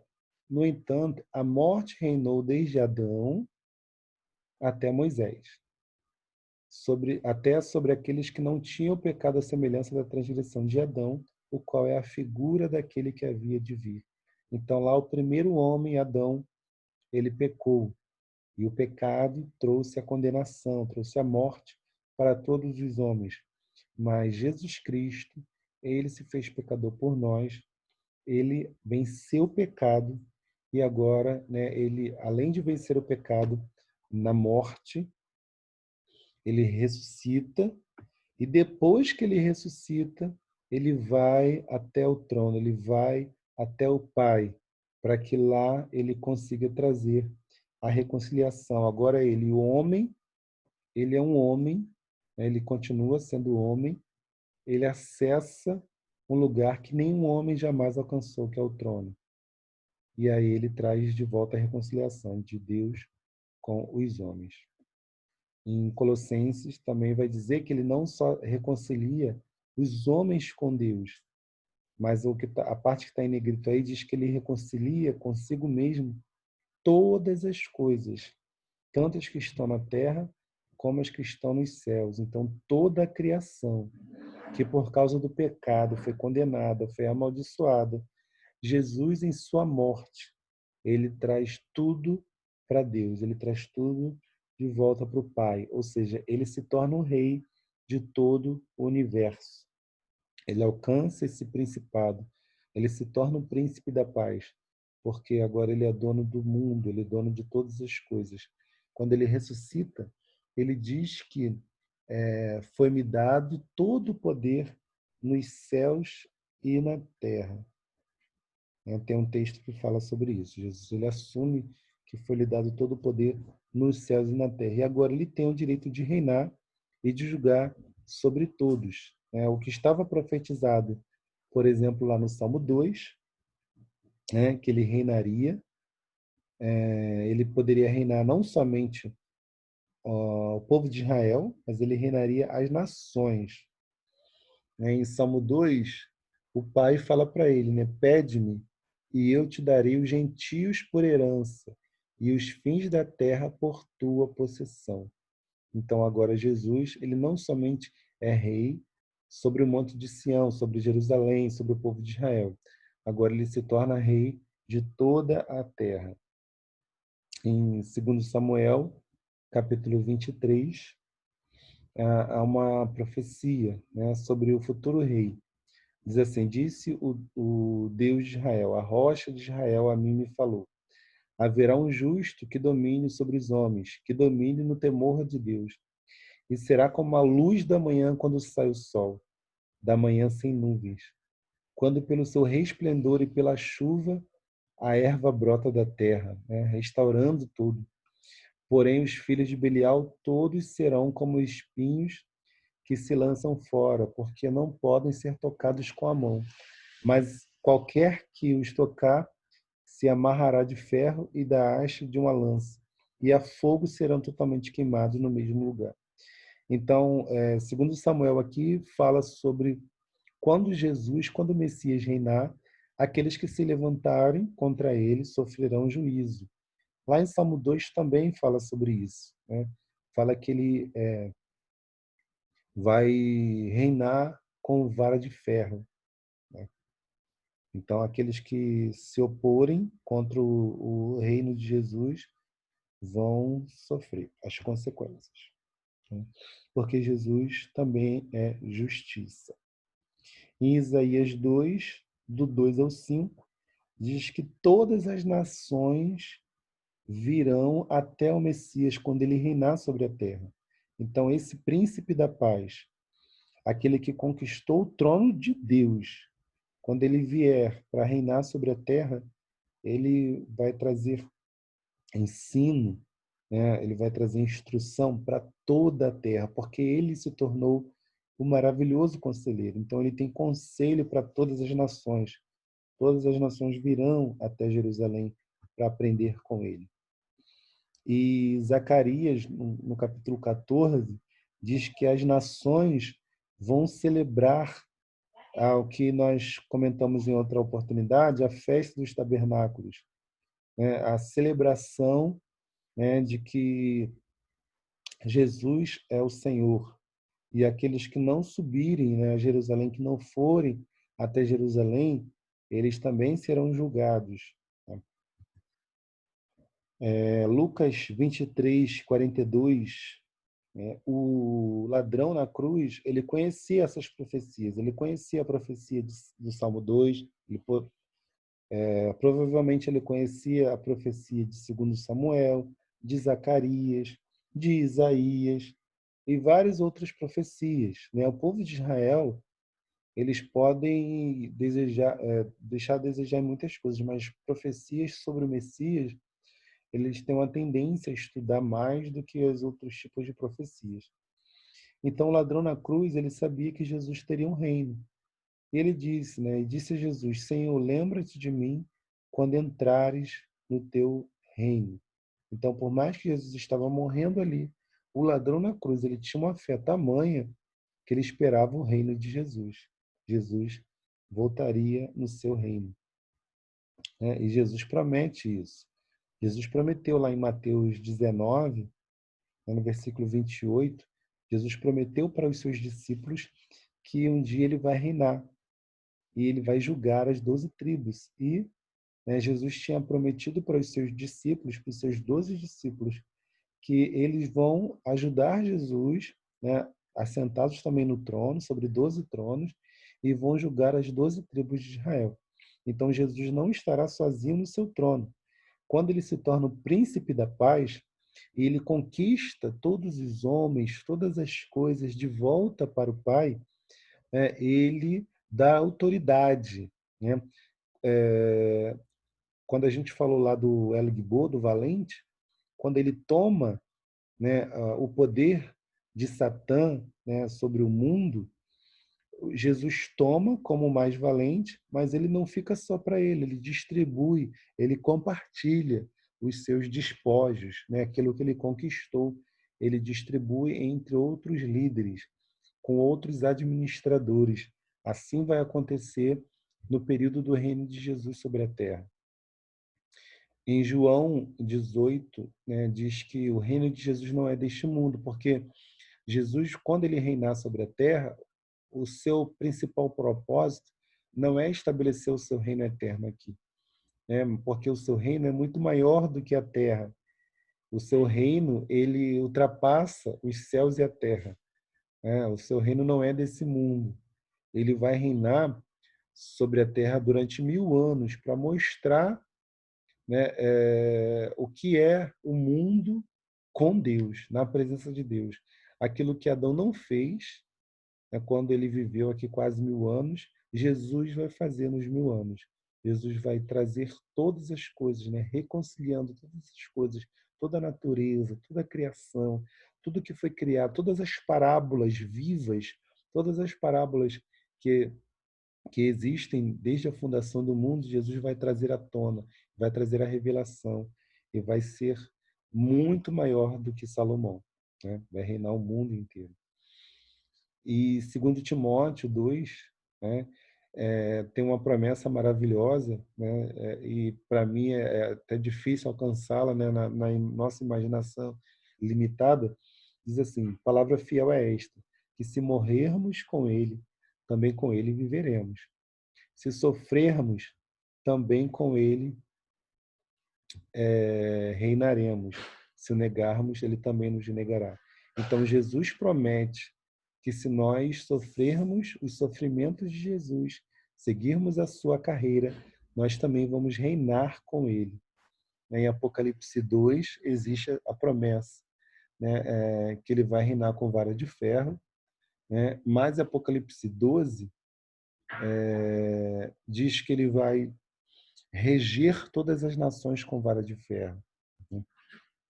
E ainda Apocalipse 19 diz que ainda ele regerá com vara de ferro. Então, esses 3 textos de Apocalipse mostram Jesus reinando sobre o planeta com vara de ferro.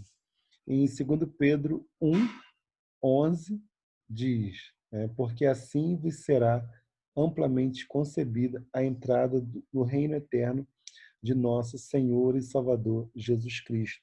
O convite de Jesus para cada um de nós é que a gente entre nesse reino, né?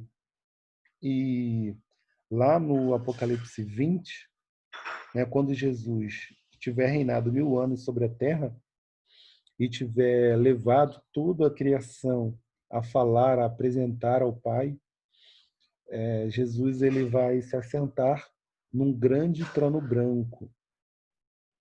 E as Escrituras diz que os céus e a terra vão fugir de Jesus. Ou seja, o espaço, a matéria e, logicamente, o tempo vai fugir de Jesus. E ali só estará Jesus no trono e nada mais. E é o que acontece logo em seguida. Todos os mortos, os grandes e os pequenos, eles vão ressuscitar. Eles estarão diante de Deus, diante de Jesus, para serem julgados. Jesus foi o único que conquistou o direito de dar a vida a quem ele quisesse. E ele vai dar a vida. Ele vai ressuscitar todos os homens. E nesse momento, né, no final de tudo, ele vai julgar a cada um. Ele conquistou esse direito de reinar. Ele conquistou esse direito de julgar, né? Ele conquistou o direito de julgar sobre todos os homens. E é interessante que ele não vai julgar sozinho, né? Ele vai colocar pessoas para julgar junto com ele. A gente leu lá em Mateus, quando Jesus fala que é maior do que Salomão, Jesus diz também que a rainha de Sabá, lá no final, lá no juízo, vai condenar os moradores ali da Galileia, de Cafarnaum, Betsaida, porque a rainha de Sabá, ela saiu de longe para ouvir os conselhos de Salomão. E aquelas pessoas ali que estavam diante de Jesus ouviram a sabedoria de Jesus, viram os milagres de Jesus, aquilo que Salomão não fez. Jesus operou muitos milagres de cura, de ressurreições, de multiplicação de pães. Eles viram muitos sinais e eles não criam, eles estavam com seus corações duros. Mas Jesus é aquele que é muito maior do que Salomão, né? É maior do que todas as coisas. E por isso ele se espanta com o fato daquelas pessoas desprezarem ele, né? Apocalipse, no capítulo 3, no versículo 21, diz também, né, ao que vencer, lhe considerei que se assente comigo no meu trono, assim como eu venci e me assentei com meu Pai no seu trono. Então, para a gente concluir, né, essa parte, Jesus ele alcança a sabedoria, ele alcança o título de maravilhoso conselheiro. Jesus ele vence o pecado, ele vence Satã, ele se torna o El Gibor, o Deus forte. Jesus ele até o fim ele vence, então ele vence até a própria morte, né? E ele se torna o Pai da eternidade, vencendo a própria morte. E depois que ele ressuscita, né, ele é levado ao Pai, ele é levado até o trono de Deus. A gente vê no livro de Daniel, em Apocalipse, esse fato acontecendo, Jesus chegando até o trono, né, e ele conquista, então, o direito de se assentar no trono. Mas é incrível o fato de que Jesus ele não quer estar sozinho, né? Ele não é o único homem que vai se sentar no trono. Ele convida, né, a pessoas a seguirem a sua trajetória, a negarem a si mesmo, a seguirem o conselho de Deus, a seguir as Escrituras, a buscar a Deus, porque ele promete que aquele que até o fim vencer, ele sabe que a gente não vai vencer pelas nossas próprias forças. Ele sabe que a gente vai vacilar, que a gente vai errar, né? Que a gente vai não cumprir com todos os seus propósitos, com os seus projetos. Mas ele sabe que é possível a gente seguir a sua trajetória, a gente seguir os seus passos. Ele nos convida, né? Ele já alcançou o final, né, da trajetória, ele já ultrapassou a linha de chegada e agora ele está lá do trono, nos convidando a seguirmos também. Cada um de nós enfrentamos lutas, enfrentamos desafios, mas de fato é possível chegar, né? Eu coloquei aqui uma imagem, né, puxando o meu saco, mas tudo bem. Eu estou na Argentina, só para dizer que eu fui na Argentina. E ali é o sinal maravilhoso de Deus, é o arco colorido, uma aliança que Deus fez com a humanidade. E a aliança que Deus fez com Adão, que Deus fez, que Deus fez com a humanidade através de Adão, que Deus fez com a humanidade através de Noé. Jesus ele valida, né, essa aliança, ele renova todas as alianças, né? Quando ele fala que ele está fazendo uma nova aliança, quando ele levanta o cálice do vinho, quando ele levanta o pão, não é simplesmente uma nova aliança no sentido de que é mais uma, não. É uma nova aliança porque ele está renovando a aliança. Porque o sonho de Deus é ver o que ele falou lá com Adão. Deus chama Adão e fala: frutificai, multiplicai, enchei a terra, sujeitai e dominai. Adão fracassou.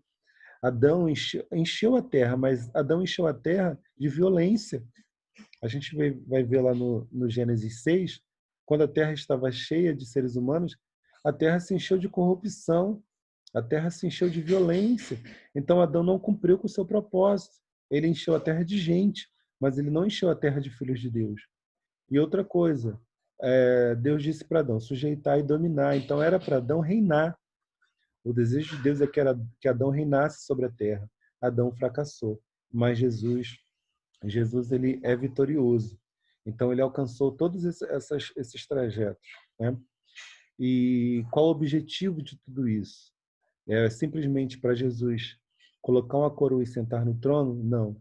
Jesus conquistou todos esses direitos para que agora, através da ressurreição, um dia, ele enche a terra de filhos de Deus. Então, ele como a semente que teve que morrer para depois renascer. E ele está frutificando até hoje. Ele está gerando frutos em todo o mundo. Servos e servas de Deus que o amem, que sigam o seu caminho, que sigam a sua trajetória. Não quer dizer que todos que estão na igreja são servos de Deus. Mas, de fato, Jesus está, né, na sua morte, depois da sua morte, está construindo uma igreja. E quando o número estiver completo, quando a terra estiver cheia da sua glória, Jesus vai vir e vai estabelecer o seu reino e encher a terra do conhecimento da glória do Senhor. E todas as alianças que Deus fez com a humanidade em Jesus, elas estarão cumpridas com o príncipe da paz, com aquele que reinará para todo sempre. Nós ficamos por aqui. Eu espero que tenha sido proveitoso, né, tudo aquilo que foi dito, né, e nos desafia a seguir até o final dessa trajetória, né, que a gente possa chegar juntos lá no final, seja, né, pelo fim da nossa história aqui na Terra ou pelo arrebatamento, mas que a gente possa alcançar o direito de sermos chamados filhos de Deus. Se alguém tiver alguma dúvida, pode fazer, coloca lá manda mensagem, né, estamos à disposição, né, que o Senhor Jesus continue abençoando a sua vida, a sua família,